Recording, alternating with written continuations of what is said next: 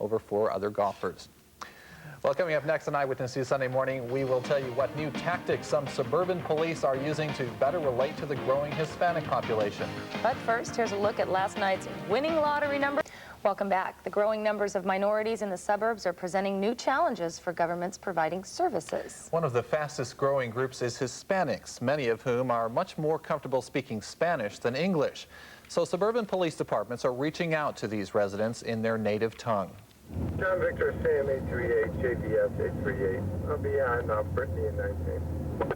The Streamwood Police Department is one of several in suburban communities trying to bridge the gap between officers and the growing Hispanic population, many of whom speak primarily Spanish. The Hispanic population there has doubled in the last decade, and police are looking for new and effective ways to reach out to that growing community.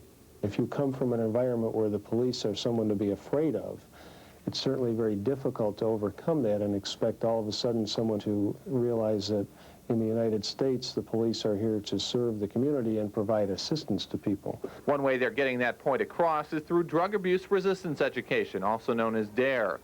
Last week, these proud 5th graders received certificates after successfully completing the 17-week bilingual program. The Streamwood Police Department has 3 Spanish-speaking officers and is believed to be one of the only departments in the area teaching students about the dangers of drugs in both English and Spanish. And the kids aren't the only ones who benefit from the program.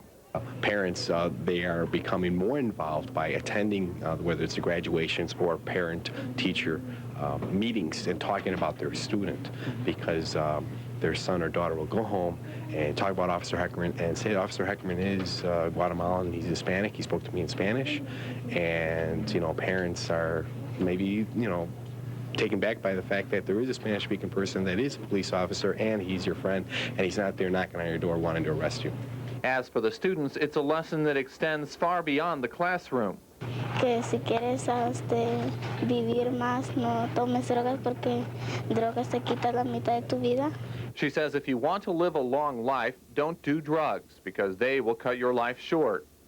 Ways to say no to drugs, and that police officers only doesn't eat donuts and drink coffee. They do their jobs. Well done. And the more time the officers spend with these kids now, they expect the less time they'll have to spend with them later. The more education you have, the more you convey the requirements of our society, the more we see those numbers go down, and the percentages do go down. Less people getting in trouble because they're not familiar with what's required. In addition to working with Spanish-speaking children through the D.A.R.E. program, the Streamwood Police, along with a number of other departments, are also working on a program aimed at Spanish-speaking adults to help them better understand the law.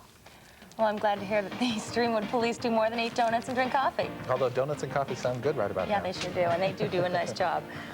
Something very powerful and